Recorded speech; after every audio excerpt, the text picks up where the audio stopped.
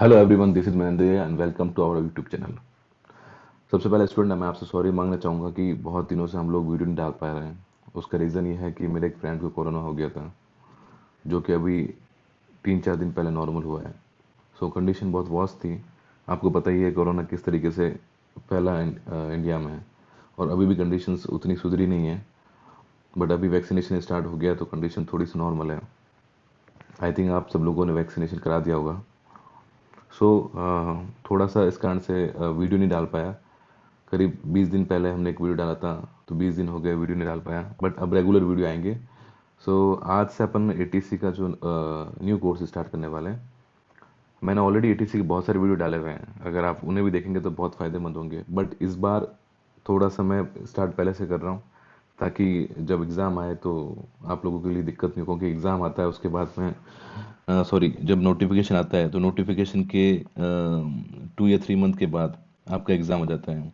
और ये एग्ज़ाम वैसा नहीं है कि आप 2-3 महीने की प्रिपरेशन करके निकाल सको। इट टेक टाइम, ठीक है। तो आपको पहले से पढ़ना पड़ेगा।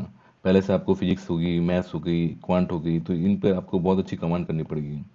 और इनको बहुत जिन लोगों ने जैसे 11th 12th पढ़ी, उसके बाद में काफ़ी गैप आ गया ग्रेजुएशन के अंदर, मैथ्स इतने नहीं पढ़ पाए। एग्ज़ाम हम लोग ग्रेजुएशन में एग्ज़ाम सिर्फ पास होने के लिए देते हैं, मतलब मोस्टली स्टूडेंट। तो कहीं ना कहीं छूट जाती है वो फिजिक्स और मैथ, छूट जाती है और एग्ज़ाम के अंदर वही आती है, तो वो चीज़ वापस से पढ़ना थोड़ा दिक्कत रहता है। लेकिन अगर आप थोड़ा टाइम से पहले पढ़ लेंगे तो ऑब्वियसली उस चीज़ का बेनिफिट मिलेगा और आराम से सेलेक्ट हो सकते हो, ठीक है। तो बता देते हैं कि किस तरीके से अपन करेंगे। सबसे पहले वापस से सॉरी मांग रहा हूँ, बहुत से स्टूडेंट नेगेटिव कमेंट करेंगे इतने दिन हो गए आप आए नहीं है वो, बट सबसे मैं सॉरी मांगता हूँ। लेकिन अब ये है कि एक टारगेट लिया है कि जून के अंदर 50 वीडियोस डालने का। उस 50 वीडियोस के अंदर काफ़ी टॉपिक कंप्लीट हो जाएंगे, लेकिन इस बार थोड़ा सा पढ़ाने का तरीका ऐसा रहेगा कि क्योंकि अभी अपने पास टाइम बहुत सारा है। जैसे मैं मैथ्स में अभी फर्स्ट चैप्टर स्टार्ट करने वाला हूँ, वेक्टर, फिर 2D एंड 3D, ठीक है। तो वेक्टर और 3D स्टार्ट साथ में करूंगा, देन 2D अपन अलग से पढ़ा देंगे, ठीक है ना। तो पहला टॉपिक वेक्टर एंड 3D रहेगा, तो मैं पूरा कंप्लीटली पढ़ाऊंगा इस बार। मतलब ऐसा नहीं है कि पिछली बार क्या होता था कि टाइम कम होता था तो मुझे एक वीडियो के अंदर एक बहुत एक वीडियो के अंदर सब कुछ डालना पड़ा, जो इंपॉर्टेंट चीज़ मुझे लगती थी मैं वो डाल देता। लेकिन कई बार ऐसा होता है एग्जाम के अंदर नॉर्मल चीज़ें भी पूछी जाती है, तो वो दिक्कत रहती है। तो मैं चाहता हूँ कि कंप्लीटली कोई भी टॉपिक पढ़े तो कंप्लीटली पढ़े। जैसे वेक्टर 3D पढ़ रहे तो कंप्लीटली पढ़े, 2D पढ़े कंप्लीटली पढ़े, परम्यूटेशन कॉम्बिनेशन पढ़े तो कंप्लीटली पढ़े। इस बार थोड़ा सा पैटर्न चेंज हो गया था। तो इस कारण से अपन जो है वो 11th और 12th दोनों की मैथ्स पढ़ेंगे और ग्रेजुएशन की मैथ्स भी पढ़ेंगे, जो नेक्स्ट सेशन की प्रिपरेशन कर रहे हैं, ठीक है। तो ऐसा ऐसा रहेगा कि मैथ्स के अंदर एक चैप्टर चलेगा, ऐसा ही फिजिक्स के अंदर एक चलेगा, ठीक है। फिजिक्स का एक चैप्टर चलेगा, तो आप जो बोलेंगे उस हिसाब से मैं फिजिक्स का चैप्टर कराता रहूँगा। आप प्लेलिस्ट में देख सकते हो, ठीक है। जो स्टूडेंट जो आप बोलोगे, जैसे मैं एग्जाम के टाइम भी ऐसा ही कर रहा था, जो आप बोले थे मैं वैसा ही कर रहा था। बट जो भी मैं टॉपिक कराऊंगा वो इस बार कंप्लीटली कराऊंगा। मतलब जो भी अपन टॉपिक स्टार्ट करेंगे तो उसमें टाइम ज़्यादा लगेगा, बट ये है कि अगर आप वीडियो देख के भी जाओगे तो वहाँ पर गलती नहीं होगी, ठीक है। तो इस तरीके से रहेगा। तो आ जाओ फिर से अपने फ्रेंड जो भी प्रिपरेशन कर रहे हो उन सबको शेयर कर दो। स्टार्ट करते हैं आज अपन वेक्टर 2D एंड 3D, ठीक है। वेक्टर और 3D एक साथ पढ़ा जाता है, 2D को अलग से पढ़ा जाता है। तो बेसिकली अपना वेक्टर 3D पहले स्टार्ट करेंगे, फिर आप जो भी नेक्स्ट टॉपिक बोलेंगे उस नेक्स्ट टॉपिक अपन कराएंगे। वैसे फिजिक्स के अंदर आप बता दीजिएगा कमेंट करके कि सर ये टॉपिक कराना है, तो वो टॉपिक। लेकिन जो भी टॉपिक करेंगे, मेरी इच्छा है कि क्लास 11th पहला की जाए, फिर 12th की जाए, फिर ग्रेजुएशन का टॉपिक की जाए, ठीक है। क्लियर बाकी आप जो भी कमेंट करेंगे उस हिसाब से देख लेंगे। तो आज स्टार्ट करते हैं अपन वेक्टर और 3D स्टार्ट करते हैं, ठीक है। चलिए स्टूडेंट स्टार्ट करते हैं वेक्टर एंड 3D, ठीक है। देखो आपने थोड़ा बहुत तो वेक्टर 3D पढ़ा ही होगा, आपके स्कूल टाइम में पढ़ा होगा आपने। तो वैसा ही है। देखो ये दोनों चैप्टर है ना पूरे इंटरलिंक है। मतलब अगर आपको वेक्टर आता होगा तो आपको 3D आराम से आएगा, और 3D आएगा तो वेक्टर भी आराम से आएगा। मतलब दोनों टॉपिक एक जैसे एक साथ में पढ़े जाते हैं। तो ये दोनों टॉपिक अपन पढ़ेंगे। तो नॉर्मल चीज़ें मैं सिर्फ बता दूंगा वर्बली, आपको एक स्क्रीनशॉट लेके बता दूंगा, आप उसका स्क्रीनशॉट लेना। जैसे वेक्टर क्या होता है, स्केलर क्या होता है, ये सब थ्योरेटिकल बातें भी पता होनी चाहिए, वो मैं बता देता हूँ, ठीक है।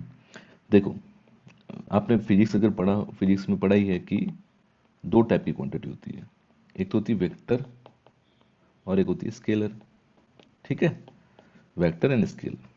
वेक्टर क्या होती है, ऐसी फिजिकल क्वांटिटी जिसके पास डायरेक्शन भी हो और मैग्नीट्यूड भी हो, ठीक है। जैसे कि फॉर एग्जांपल वेलोसिटी, तो वेलोसिटी कैसी क्वांटिटी है? वेक्टर क्वांटिटी है, क्योंकि इसके पास डायरेक्शन भी होती है। आप बोलते हो कि इस स्पीड मतलब इस वेलोसिटी से मैं इस डायरेक्शन के अंदर मैंने बॉल फेंकी या फिर मैं गया, ठीक है। तो वेक्टर जो सॉरी वेलोसिटी जो है वो वेक्टर क्वांटिटी है। स्केलर क्वांटिटी क्या होती है? ऐसी क्वांटिटी जिसके पास सिर्फ मैग्नीट्यूड हो और नो डायरेक्शन, ठीक है। ऐसी सारी क्वांटिटी जिसके पास में सिर्फ मैग्नीट्यूड हो और डायरेक्शन नहीं होनी चाहिए, तो ऐसी क्वांटिटी को बोलते हैं स्केलर क्वांटिटी। फॉर एग्जांपल मास, ठीक है, स्पीड, ठीक है, डिस्टेंस। तो ये सब क्वांटिटी कैसी? Scalar quantity. ये सब चीज़ आपको पता होगी। अपन इंपॉर्टेंट बातें करते हैं, ठीक है। वेक्टर और स्केलर ये हो गया। मैं एक स्क्रीनशॉट लेता हूँ, फटाफट उस डेफिनेशन को बता देता हूँ, है ना। चलिए डेफिनेशन वाला पार्ट एक बार फिर से देख लीजिए, आप इसका स्क्रीनशॉट ले लेना। फिजिकल क्वांटिटी क्या होती है? Physical quantity are divided into categories. ये आप पढ़ लीजिएगा, इसमें कुछ भी डिफिकल्टी नहीं आएगी, ठीक है। रिप्रेजेंटेशन ऑफ वेक्टर, देखो अब वेक्टर को रिप्रेजेंट कैसे करते हैं? वेक्टर को ए बी ऐसे करके, इस तरीके से। मैं बहुत बेसिक से पढ़ाऊंगा आपको, हो सकता है आपको स्टार्टिंग में थोड़ा सा आपको ऐसा लगे कि यार ये क्या पढ़ा रहा हो, ये सब तो पता है हमको, लेकिन बिलीव मी आगे जाकर बहुत अच्छा लेवल होने वाला है और इतने अच्छे अच्छे क्वेश्चन अपन करेंगे, लेकिन एक बार थ्योरी कंप्लीट होने के बाद, है ना। ठीक है, अब रिप्रेजेंटेशन ऑफ वेक्टर क्या होता है? Geometrically vector is represent by line segment, ठीक है ना, ऐसे करके लाइन लाइन सेगमेंट से, ठीक है। मैग्नीट्यूड और मॉडुलस इसे एक्सप्रेस, ये तो पता ही होगा आपको मैग्नीट्यूड कैसे रिप्रेजेंट करता है, ठीक है। ये तीन चार पॉइंट पढ़ लेना। लेंथ क्या होती है, सपोर्ट क्या होती है, सेंस क्या होती है, काम के नहीं है, कभी क्वेश्चन नहीं आने वाला। The magnitude of vector is always a non negative real number. हमेशा याद रखना, वेक्टर का मैग्नीट्यूड जो होता है या तो जीरो आ सकता है या फिर पॉजिटिव आएगा, नेगेटिव कभी नहीं आएगा। एवरी वेक्टर ए बी कोई भी वेक्टर है उसके तीन कैटेगरीज हो सकती है, तीन कैरेक्टरिस्टिक्स हो सकते हैं। पहला लेंथ, लेंथ को सिंपल से अगर कोई बोले आपको कोई वेक्टर की लेंथ क्या होगी तो उसका मॉडुलस पूछ रहा है वो, आगे जाकर अपन मॉडुलस की बात करेंगे, कैसे फाइंड किया जाता है सब कुछ, ठीक है। सपोर्ट क्या है? किस लाइन का वो पार्ट है वो वेक्टर, उसको अपन बोलते हैं सपोर्ट। सेंस क्या होता है? The sense of A B is from A to B and that of B is from B to A. Sense का मतलब होता है एक डायरेक्शन, मतलब आप ए टू बी बात करो या बी टू ए बात करो, ठीक है। आगे बात समझ में, तो ये यहाँ तो कोई दिक्कत। चलिए आगे चलते हैं। चलिए स्टूडेंट, अब कुछ टाइप ऑफ वेक्टर पढ़ लेते हैं। वेक्टर की डेफिनेशन जितने टाइप होते हैं, मैं सारे टाइप मैंने स्क्रीनशॉट ले लिया है और आप उसको सिर्फ एक डेफिनेशन में बता देता हूँ। देखो सबसे पहले जीरो और नल वेक्टर। देखो एक चीज़ बता देता हूँ, कोई भी वेक्टर मान लो ये आर दिया हुआ है, अगर ये एक्स आई प्लस वाई जे प्लस जेड के, ठीक है, तो इसका जो मॉडुलस होगा स्टूडेंट वो होगा root of X square plus Y square plus Z square. इसको लेंथ भी बोलते हैं और उसको मॉडुलस भी बोलते हैं, ठीक है। आधी डेफिनेशन इसी से क्लियर होती है। तो पहले डेफिनेशन क्या है? जीरो और null vector, a vector whose magnitude is zero is called the null vector and it is represented by zero.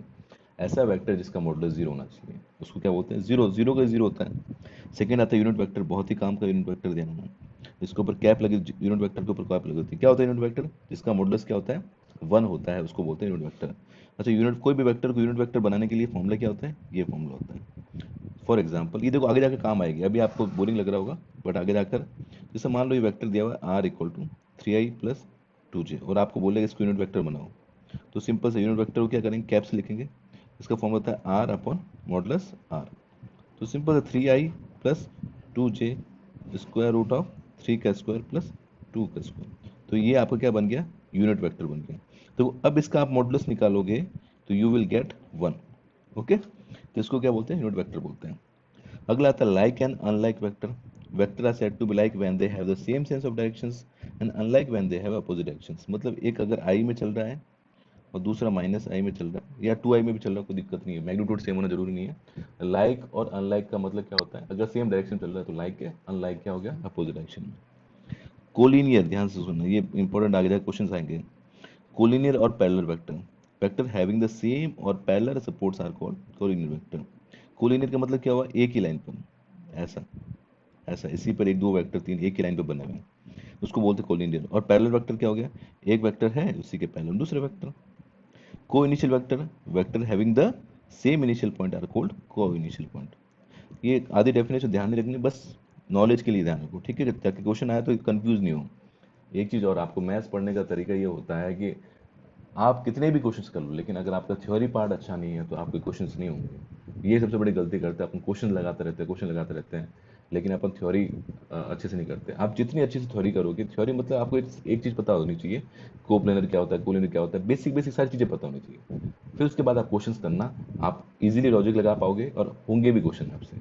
ठीक है, तो जो बेसिक पार्ट होता है ना वो बोरिंग जरूर होता है, लेकिन उसमें से सीखना मतलब आप काफ़ी कुछ सीख सकते हो। कोप्लेनर वेक्टर, कोप्लेनर मतलब हुआ कि एक प्लेन है, ऐसा मान लो एक प्लेन है और इस प्लेन के अंदर दो वेक्टर हैं, ऐसे करके कुछ भी हो सकता है। ठीक है, तो उसको बोलते हैं कोप्लेनर वेक्टर। को टर्मिनस वेक्टर क्या होता है? Vector having the same terminal points, मतलब एंड पॉइंट जो होते हैं ना उनके सेम होते हैं। मतलब ये वेक्टर है, दूसरा वेक्टर है, अगर इसका एंड पॉइंट ये है, दूसरा वेक्टर भी कोई है, इसका एंड पॉइंट ये है, तो को टर्मिनस पॉइंट हो जाएंगे। नेगेटिव वेक्टर क्या हो जाएगा कि वेक्टर का माइनस ए ले लो, अगर कोई आई है तो माइनस आई कर दो तो नेगेटिव वेक्टर हो जाएगा। Reciprocal of vector one upon a, ध्यान रखना वन अपॉन ए रेसिप्रोकल होता है, और उसको बेसिकली अपन वन अपॉन मॉडुलस ए कर देते हैं बाद में। ठीक है ना, आगे बताऊंगा। लोकलाइज एंड फ्री वेक्टर क्या होता है? Vector which is drawn parallel to given vector through a specific point space is called cell localize. ये सब ध्यान में रखना। पोजीशन वेक्टर, किसी पॉइंट के रेस्पेक्ट में किसी वेक्टर की पोजीशन वेक्टर होती है। ये ध्यान रखना 12th वाला पॉइंट। इक्विलिटी वेक्टर क्या होता है? दो वेक्टर, हमेशा ध्यान रखना, दो वेक्टर इक्वल वेक्टर तब होते हैं जब उनकी डायरेक्शन भी सेम होनी चाहिए और उनका मैग्नीट्यूड भी सेम होना चाहिए। ये पॉइंट याद रखना है, ठीक है ना। Modulus a equal to modulus b, they have the same और parallel support the same sense, मतलब डायरेक्शन सेम होनी चाहिए। ठीक है, ये पॉइंट इंपॉर्टेंट, इस पर क्वेश्चन आते हैं। क्लियर? तो ये टाइप ऑफ वेक्टर थे, ये आपको पता होने चाहिए। मैंने आपको मॉडुलस निकालना सिखा दिया, मैंने आपको ये बता दिया कि कौन कौन से वेक्टर होते हैं। ठीक है, आगे चलते हैं। चलिए आगे देखते हैं डायरेक्शन रेशियो, डायरेक्शन कोसाइन। मैं सब चीज़ें पढ़ाऊंगा, ठीक है ना। और पढ़ाने का सीक्वेंस हो सकता है अलग हो, मैं कुछ चीज़ें पहले कराता हूँ, कुछ लोग बाद में कराते हैं, पहले कराते हैं, तो थोड़ा सा direction ratio and direction cosine क्या होते हैं ये देखते हैं अपन। ठीक है, तो सिंपल सा मान लो कि एक वेक्टर है, आप आर वन ले लो। ठीक है, आर वन इक्वल टू ले लो suppose x one i, x two j and x three k. Okay, वैसे एक आर टू वैक्टर ले लो, x two i, sorry x one x two x three ले लिया, इसको वाई वन ले लेते हैं। ठीक है, एक सेकेंड मेरे को रफ करने दो ना, वन सेकेंड। इसको ले लेते हैं Y one I plus Y two J plus Y three K. ठीक है, तो अब चीज़ ध्यान रखना, तो R two minus R one निकाल दिया तो ये कितना आएगा? Y one minus X one I plus Y two minus X two J plus cap लगाते रहना Y three minus X three K. ठीक है, तो ये जो मिले ना ये point Y one Y to Y three, ये इसको बोलते हैं डायरेक्शन रेशियो। मतलब Y one minus X one comma Y two minus X two comma Y three minus X three, they are known as direction ratio. ठीक है, तो जब भी दो पॉइंट दिए हो, आपको पूछा जाएगा डायरेक्शन रेशियो क्या होंगे, तो सिंपल से दोनों vector R two minus R one निकाल देना। तो वहां से आपका क्या हो जाएगा, जो आई वाला जे वाला के वाला जो उनके कोफिशिएंट होंगे वो क्या होंगे? डायरेक्शन रेशियो होंगे। सपोज ये Y one minus X one Y two minus X one, इसकी कोई वैल्यू आती है, सपोज ये आपका ये होता कि two I plus three J plus five K मान लेते हैं। ठीक है, और इसको मान लेते हैं फाइव आई plus two J plus four के मान लेते हैं, ये आपका फाइव है। ठीक है, और मुझे बोला जाता है कि R two minus R one कितना होगा, तो स्टूडेंट क्या होता है, फाइव में से टू जाता तो कितना बचता? थ्री आई प्लस टू जे में से जे जाता, थ्री जे कितना बचता? माइनस का जे। ठीक है, प्लस और फोर के में से जाता तो माइनस का के। Got it my point? तो ये कितना हो गया? थ्री आई माइनस जे माइनस के। ठीक है, तो अगर मुझे पूछेगा कि डायरेक्शन रेशियो क्या होंगे आर टू आर वन के, तो मैं बोलूँगा three comma minus one comma minus one, इनके कोफिशिएंट। राइट, ये तो समझ में आ गया आपको। अगर कोई मुझे पूछे डायरेक्शन कोसाइन क्या होगा, तो किसी वेक्टर का यूनिट वेक्टर फाइंड कर लो। ठीक है, किसी वेक्टर का यूनिट वेक्टर फाइंड कर लो, तो जो चीज़ आएगी वो डायरेक्शन, कैसे मैं बताता हूँ। यूनिट वेक्टर का फॉर्मूला मैंने बताया था आपको, यूनिट वेक्टर को निकालना हो तो क्या करते हैं, अपन मॉडुलस डिवाइड करते हैं, बताया तो मैंने। ऐसे ही मुझे अगर R two minus R one का यूनिट वेक्टर निकालना हो तो मेरा फॉर्मूला क्या होगा? क्या फॉर्मूला होगा? R two minus R one upon modulus of R two minus R one. Got it my point? तो सपोज मैं ये वाला ले लेता हूँ, ये वाला एग्जाम्पल ले रहा हूँ। ठीक है, तो क्या हो जाएगा? थ्री आई माइनस जे माइनस के, इसका कितना आएगा student? Nine plus one, magnitude इतना ही आएगा। तो ये कितना मिला मुझे? थ्री आई माइनस जे माइनस के एंड नीचे क्या आएगा? नौ दस ग्यारह, तो ये हो गया रूट इलेवन। ठीक है, तो अब इसको आपने सेपरेट किया तो कितना है? Three upon root eleven I. ठीक है, या minus J upon root eleven minus K upon root eleven. ये कॉमन हटा दो, ठीक है। तो ध्यान सुनना, तो 3/√11 कॉमा -1/√11 और -1/√11, they are known as direction cosine, direction cosine. तो सिंपल सा कोई वेक्टर दिया हुआ है, जनरली कोई वेक्टर अगर आपको ए बी दिया हुआ है तो बी आप 0 0 मान सकते हो, ठीक है। लेकिन उसने पर्टिकुलर अगर आपको ए और बी वेक्टर दिया हुआ है और आपको पूछा जाए डायरेक्शन रेशियो निकालना है और डायरेक्शन कोसाइन निकालना है, तो आप इस तरीके से निकाल सकते हो। आगे मेरी बात समझना, ए बी निकालोगे B minus A B vector क्या होता है स्टूडेंट, ए बी वेक्टर होता है B minus A vector, okay. तो इस तरीके से आप ए बी निकालोगे। ए बी निकालने के बाद क्या करोगे, आप ए बी निकालते आई जे के जो कोफिशिएंट होंगे वो आपके लिए डायरेक्शन रेशियो हो जाएंगे, अगर डायरेक्शन रेशियो पूछा गया हो तो। अगर आपसे डायरेक्शन कोसाइन पूछा गया है तो आपको उसको यूनिट वेक्टर बनाना पड़ेगा। यूनिट वेक्टर कैसे बनाओगे, वो वेक्टर और उसी का मॉडुलस डिवाइड कर लोगे और उसका आई जे के कोफिशिएंट निकाल दोगे, वो आपका क्या हो जाएगा, डायरेक्शन कोसाइन हो जाएगा, ठीक है। एक एग्जाम्पल और लेते हैं, उससे अच्छी से समझते हैं, ये यहाँ तक नोट कर लो सब लोग, ठीक है। एक एग्जाम्पल लेते हैं क्योंकि इसमें से क्वेश्चन आते हैं। देखो सपोज R1 आपको दिया हुआ है 2i - j + 3k, okay. And R2 आपको दिया हुआ है सपोज 5i + 3j, ठीक है, एंड 7k। और आपको पूछा है कि बताओ R2 - R1, इसको ऐसा कर लेते हैं, ए बी ले लेते हैं, ए बी ले लेते हैं। तो ये पूछा आपसे ए बी वैक्टर का direction ratio and direction cosine निकालो। तो सबसे पहले ए बी निकाल दो, A B is what, B minus A, okay. B minus A करो, उसको इसमें से इसको माइनस करो तो कितना बचेगा, 3i + 4j + 4k, got it. तो मुझे अगर पूछा जाए डायरेक्शन रेशियो क्या होगा, तो मैं सिंपल से बोलूंगा 3,4,4 आर द डायरेक्शन रेशियो, ठीक है। अब मुझसे पूछ रहे डायरेक्शन कोसाइन कितना होगा, तो मैं करूंगा ए बी को मैं क्या करूंगा, यूनिट वेक्टर बना दूंगा, ठीक है, यूनिट वेक्टर। तो कैसे निकालेंगे unit vector, A B upon modulus of A B. तो ए बी वैक्टर कितना है, 3i + 4j + 4k। तो बार बार कैप नहीं लगा रहा मैं, ठीक है ना, समझ जाओ बस ये। √9 + 16 + 16 कितना हो गया, 41। तो ये ए बी कितना आ गया student, A B unit vector बनाने में कितना आ गया, 3i upon √41 + 4j upon √41 + 4k upon √41, ठीक है। तो यहाँ से स्टूडेंट मुझे क्या समझ में आया कि 3/√41, 4/√41 और 4/√41, they are the direction cosine DC. ये डी आर थे और ये डीसी थे। यहाँ तक इसमें दिक्कत है तो बताओ कि इसके अंदर कोई प्रॉब्लम हुई हो। क्लियर हो रहा है डायरेक्शन रेशियो क्या होता है, डायरेक्शन कोसाइन, दिमाग कोई भी वेक्टर दियो निकाल लोगे। अब इसके कुछ प्रूफ भी देख लेते हैं, क्या क्या प्रूफ है। देखो होता कुछ भी नहीं, सिंपल से क्या करते हैं, इसको अपन लिख देते हैं एल। डायरेक्शन कोसाइन जो होता है ना, उसको एल लिखते हैं, बीच वाले को एम लिखते हैं, इसको एन। इनका रिप्रेजेंट करने का तरीका है, इन्होंने बोला कि हम डायरेक्शन कोसाइन को एल एम एल लिखेंगे, लिख लो कोई बात नहीं। तो मुझे स्टूडेंट बताओ, एक प्रूफ होता है कि भैया L² + M² + N² जो होता है वो 1 होता है, ठीक है। करके देख लेते हैं अपन, L² + M² करके देखो आप, इसको अगर स्क्वायर स्क्वायर इसका स्क्वायर करोगे तो कितना आएगा, 9/41 + 16/41 + 16/41 आ रहा है, ये 1 आ रहा है। तो इसका मतलब क्या हुआ, L² + M² + N² की वैल्यू जो होती है ना, मतलब डायरेक्शन क्वेश्चन का स्क्वायर का एडिशन जो होता है वो हमेशा क्या देता है, 1 देता है, ठीक है। यहाँ से भी क्वेश्चंस बनते हैं, मैं बताऊंगा। तो अब मुझे नहीं पता हर स्टूडेंट का क्या लेवल है, लेकिन मैं सारी चीज़ें करा रहा हूँ जिस, ठीक है। हो सकता है किसी को बोरिंग लगे, हो सकता है कोई बोले कि बहुत बेसिक है, लेकिन मैं बेसिक से स्टार्ट करूँगा। लेकिन मैं इतना बोल रहा हूँ कि जो लेक्चर के साथ जो क्वेश्चंस होंगे, गारंटी है कि वो क्वेश्चंस बहुत अच्छे होंगे। और वैसे क्वेश्चन अगर एग्जाम में आए तो जैसे इस बार आपका पेपर आया था, कैसा पेपर आया, आप कर पाओगे आराम से, ठीक है। तो L² + M² + N² 1 हो गया। अब देखो क्या होता है, इसी एल को डायरेक्शन क्वेश्चन को अगर अपन समझे ध्यान से, जैसे मान लो ये क्यूब है मेरा, हम्म, ये मान लेते हैं 0,0,0। ये मैंने कोई वेक्टर उठाया, इसके कोऑर्डिनेट मान लेते हैं xi, मतलब वही xi + yj + z के कोई वेक्टर है। तो ये वेक्टर कुछ ना कुछ एंगल बनाएगा, एक्स एक्सिस के साथ में सपोज अल्फा बनाता है, वाई एक्सिस के साथ में बीटा बनाता है, और जेड एक्सिस के साथ गामा बनाता है।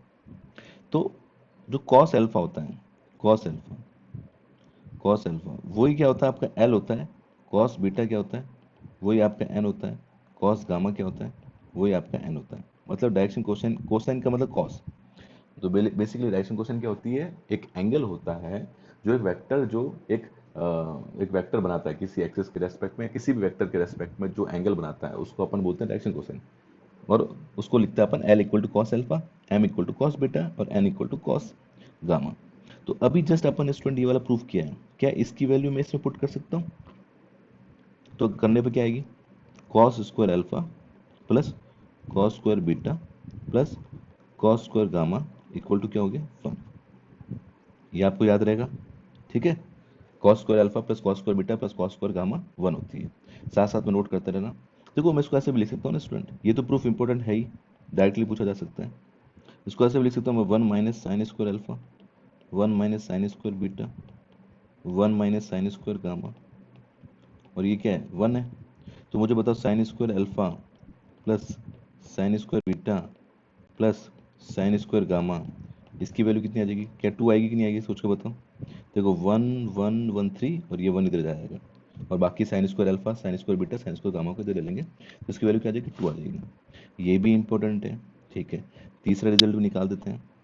आपको पता होगा साइन स्क्वायर अल्फा होता है 1 माइनस कॉस 2 अल्फा अपॉन 2, वैसे ही होता है 1 माइनस कॉस 2 बीटा अपॉन 2, वैसे ही होता है 1 माइनस कॉस 2 गामा अपॉन 2। अगर आपने ट्रिग्नोमेट्री के फॉर्मूले पढ़े हो तो आपको पता होना चाहिए कि कॉस स्क्वायर अल्फा होता है 1 प्लस कॉस 2 अल्फा बाई 2, वैसे साइन स्क्वायर अल्फा होता है 1 माइनस कॉस 2 अल्फा अपॉन 2, ठीक है, पढ़ा ही है।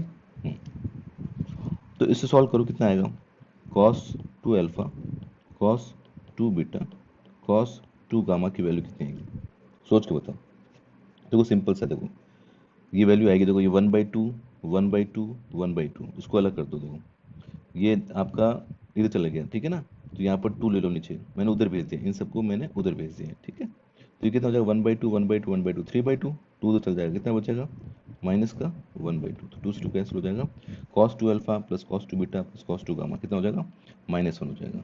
Got it? यहाँ तक कोई दिक्कत है तो उसको बोलो। ये तीनों के तीनों प्रूफ बहुत इंपॉर्टेंट है, इसमें से कुछ भी आ सकता है, और भी कुछ आ सकता है, इसके फॉर्मूले आपको पता होने चाहिए, ट्रिग्नोमेट्री थोड़ी बहुत ट्रिग्नोमेट्री आपको आनी चाहिए। तो इसके अंदर अपने क्या बात करी, डीआर क्या होता है, डीसी क्या होता है, कैसे निकालते हैं, कॉस प्लस साइन स्क्वायर का क्या रिलेशन होता है, कुछ भी एंगल वैंगल दिया हो सकता है, अपन क्वेश्चन करेंगे वहाँ पर अपन सीख लेंगे।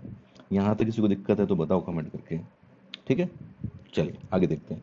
देखो अभी ऐसा है ना कि मैं अगर वाइट बोर्ड पर क्लास लेता था तो मुझे खुद को भी बहुत प्रॉब्लम होती है कि मतलब काफ़ी चीज़ें, एक तो लाइटिंग का दिक्कत रहता है, आवाज़ नहीं आती है, इसके अंदर क्या प्रॉपरली सब कुछ हो जाता है और थोड़ा अच्छा भी लगता है। धीरे धीरे जब अपन का चैनल थोड़ा सा बढ़ेगा तो अपन स्मार्ट जो बोर्ड आता है वो भी लेने की कोशिश करेंगे, ठीक है। अभी फिलहाल लेकिन नॉलेज पूरा का पूरा इसके अंदर है, आपको नॉलेज से मतलब है, टीचर कैसे इंटरेक्ट करता है, लेकिन अपना नॉलेज दे रहा है तो आप उस नॉलेज को लीजिए, इसमें सब कुछ डाल रहा हूँ मैं, ठीक है। ओके, चलिए आगे देखते हैं। फर्स्ट क्वेश्चन देखिए, बोला if a is a non zero vector of modulus a, ठीक है, ए है वो नॉन जीरो वेक्टर है, उसका मॉडुलस क्या है, ए है। And M is a non zero scalar, scalar M कैसा स्केलर, वेक्टर नहीं है। Then M A is unit vector if, अगर एम ए अगर यूनिट वेक्टर है तो इन चार ऑप्शन में से कौन सा ऑप्शन करेक्ट होगा। ध्यान सुनो, देखो ए आपका वेक्टर है, एम आपका नॉन जीरो स्केलर है, मतलब वेक्टर नहीं है, इसको अपन लगाएंगे, ठीक है। तो ये क्या मैं ऐसे बोल सकता हूँ, एम वेक्टर ए जो है वो आपको 1 दिया हुआ है, देखो यहाँ पर दिया हुआ है कि जो एम ए है वो यूनिट वेक्टर, और यूनिट वेक्टर डेफिनेशन क्या होती है, ऐसा वेक्टर जिसका मॉडुलस क्या आ जाए 1 आ जाए। तो देखो मॉडुलस की प्रॉपर्टी दी है, अगर मॉडुलस एक्स वाई लिखा हुआ है तो उसको आप ऐसा लिख सकते हो, मॉडुलस एक्स मॉडुलस वाई लिख सकते हो, कोई दिक्कत नहीं, ठीक है। तो इसको आपने अलग किया तो ये कितना है मॉडुलस एम, और यहाँ पर आ गया modulus a vector equal to 1।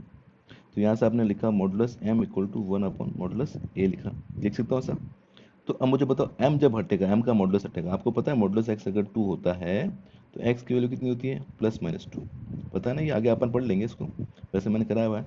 तो एम की वैल्यू कितनी आ गई +-1 अपॉन मॉडुलस ऑफ ए, ये आंसर आ गया। तो इन चार ऑप्शन में से कौन सा एक ऑप्शन है जो, देखो यहाँ प्लस भी राइट होगा माइनस भी राइट होगा, तो सी ऑप्शन बिल्कुल करेक्ट है। यहाँ अगर प्लस माइनस लिखा हो तो और अच्छा, लेकिन इन चार ऑप्शन में से प्लस वाला भी राइट है, क्योंकि माइनस भी राइट है प्लस भी राइट है, तो सी ऑप्शन जो होगा वो करेक्ट होगा। यहाँ प्लस माइनस लिखा होना चाहिए, नहीं भी लिखा है तो C option most appropriate answer होगा, ठीक है। आगे बात समझ में, नेक्स्ट क्वेश्चन देखते हैं। चलिए स्टूडेंट नेक्स्ट क्वेश्चन देखते हैं। देखो एक इंपॉर्टेंट क्वेश्चन है, इस टाइप क्वेश्चन आपको एग्जाम में मिल सकते हैं, ठीक है। वैसे वेक्टर का क्वेश्चन कम है और मॉडुलस का क्वेश्चन ज़्यादा है। देखो मॉडुलस में एक दो प्रॉपर्टी बता देता हूँ, एक्स मल्टीप्लाई वाई, तो सिंपल इसको आप ऐसे लिख सकते हो। एक आपको मैंने, अगर आपने मेरे पहले वाला वीडियो देखा हो तो मैंने आपको एक वेवी कर्व मेथड बताया था वहाँ पर, नहीं देखा है तो फंक्शन के अंदर जाकर देखो, वेवी कर्व मेथड, ठीक है। वहाँ पर मैंने आपको मॉडुलस सब कुछ कैसे सॉल्व करते हैं ये बताया था। अभी देखते हैं इसको। देखो इसको क्या कर सकते हैं, ये मल्टीप्लाई, ये और ये मल्टीप्लाई में, तो उसको अलग कर दूँ, 5 माइनस एक्स मॉडुलस ए लेस देन, इसको 2a को क्या लिख सकता हूँ मैं, मॉडुलस 2 मॉडुलस ए। वैसे 2 पॉजिटिव होता है तो मॉडुलस आने की जरूरत नहीं है। अब एक चीज़ याद रखना, अगर 2 मॉडुलस एक्स ऐसे करके लिखा हुआ है बाई चांस मान लो, और यहाँ पर y मॉडुलस एक्स लिखा हुआ है, तो ये कट सकता है बिकॉज पॉजिटिव है, तो 2 इज पॉजिटिव कट कर सकते हो, साइन चेंज नहीं होगा। ध्यान, अगर आपने पढ़ा होगा अगवेवी कर मेथड तो मैंने बताया वहाँ पर, हमेशा अगर मॉडुलस कटते हैं तो साइन भी चेंज होता है क्योंकि पॉजिटिव होता है, राइट। तो यहाँ से मैं a को a से काट सकता हूँ, ठीक है। तो ये हो गया 5 माइनस एक्स लेस देन 2, क्योंकि मॉडुलस 2 तो 2 ही होता है। अच्छा, अगर आपको पता हो, अगर मॉडुलस एक्स लेस देन 2 होता है तो x की वैल्यू कितनी आती है पता है आपको, x की वैल्यू आएगी -2 से लेकर 2 के बीच में। ये भी मैंने वहाँ पर कराया हुआ है, ठीक है। वापस फंक्शन करेंगे तो सब कुछ चीज़ें वापस करेंगे, क्लियर है। तो 5 का मॉडुलस इज लेस देन 2, तो मैं ऐसे बोल सकता हूँ कि -2 से 5 माइनस एक्स जो होगा वो 2 के बीच में होगा। अब ये x नेगेटिव है तो उसको साइन से, नेगेटिव से मल्टीप्लाई करना पड़ेगा, तो नेगेटिव से करोगे तो 2 आएगा, साइन चेंज होगा, तो कोई सब चीज़ें मैंने बताई हुई है, और यहाँ आ जाएगा -2। फिर ये 5 इधर इधर जाएगा, 5 को यहाँ पर भी प्लस करोगे और यहाँ पर भी प्लस करोगे, 5 यहाँ पर भी जाएगा, 5 यहाँ पर जाएगा, तो 2 + 5 और यहाँ आ जाएगा x, और ये हो जाएगा -2 + 5, तो 7x, और ये हो जाएगा 3। तो x की वैल्यू क्या होगी, 3 से लेकर 7 के बीच में होगी। तो आंसर क्या हो जाएगा, B option is the correct answer, right. ठीक है, ये सब चीज़ें मैंने बताई हुई, फिर से बताऊंगा मैं आपको, ठीक है। अभी जितना हो सकता है मैं उतना एक्सप्लेन करने की कोशिश करता हूँ। होता क्या है स्टूडेंट, कि एक तो वेविकर मेथड में बताऊंगा आपको जो फंक्शन करूंगा, तो सपोज मैं पूछूं -3 और -2 से बड़ा कौन है, ऑब्वियसली -2 बड़ा है। अगर आप नेगेटिव इन दोनों को माइनस से मल्टीप्लाई कर दो, तो माइनस ऑफ -3 -2 का माइनस, तो ये कितना हो जाएगा 3, और ये 2, अब बड़ा कौन आ रहा है, ये। तो एक बार याद रखना कि इसको बोलते हैं इनइक्वलिटीज। क्या बोलते हैं, इनइक्वलिटीज। इनइक्वलिटीज में नेगेटिव से मल्टीप्लाई करने पर जो साइन होता है ना वो चेंज हो जाता है। देखो पहले ऐसा था, अब ऐसा हो गया। इसको अपन अच्छे से डिस्कस करेंगे। इसका आंसर क्या आ जाएगा स्टूडेंट, 3 से एक्स की वैल्यू क्या होगी, 3 से लेकर 7 के बीच में होगी। Got it. चलिए नेक्स्ट क्वेश्चन देखते हैं। चलिए स्टूडेंट, ये वाला क्वेश्चन देखिए, बहुत ही सिंपल आसान सा क्वेश्चन है। The direction question of the vector, इस वेक्टर का डायरेक्शन क्वेश्चन। अब बोलोगे सर आप दो वेक्टर नहीं दिए हुए हैं, कोई बात नहीं, अगर दो वेक्टर नहीं दिया हुआ तो एक वेक्टर आपका अंडरस्टैंडिंग के 0 0 रहा होगा। मतलब आपका अगर बी वेक्टर ये है, बी वेक्टर मान लो इसको 3i -4j + 5k, मैं कैप नहीं लगा रहा हूँ बार बार। ए वेक्टर इसका अंडरस्टैंडिंग है कि 0i + 0j और 0k होगा। तो मुझे बताओ ए बी कितना निकलेगा, ए बी तो वही होगा ना, 3i -4j + 5k।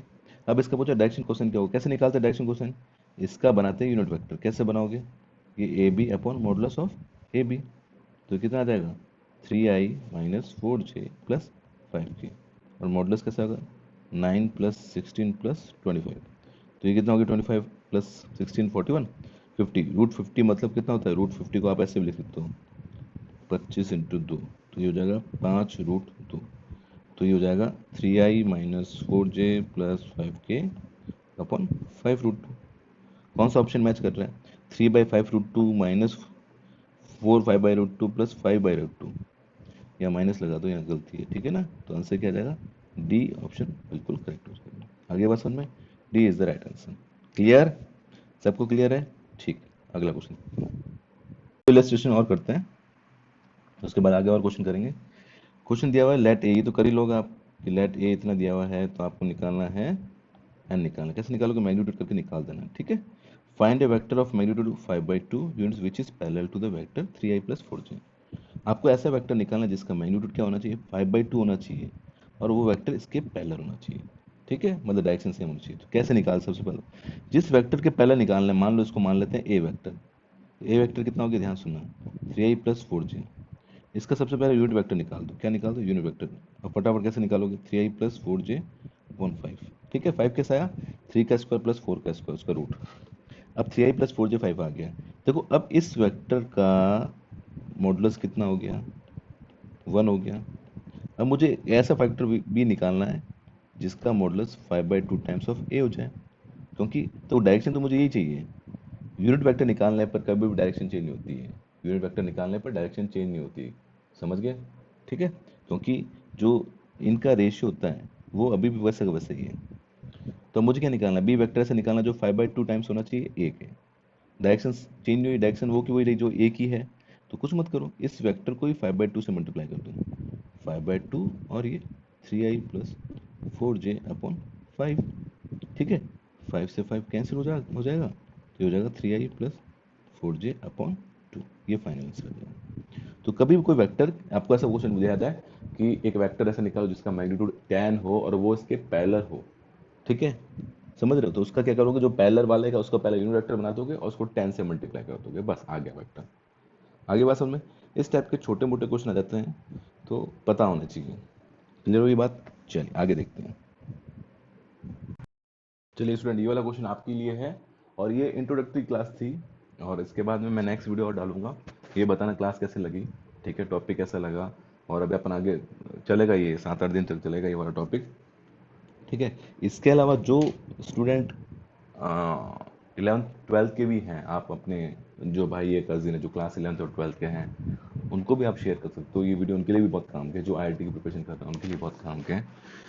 सो मिलते हैं नेक्स्ट वीडियो के अंदर। आई होप ये वीडियो आपको अच्छा लगा होगा। अगर आपको वीडियो अच्छा लगा हो तो लाइक शेयर जरूर करना है, और चैनल फर्स्ट टाइम आ रहा है तो इस चैनल को सब्सक्राइब जरूर करना है, ठीक है। तो चलते हैं, अपन अगले वीडियो में मिलते हैं। Thank you so much.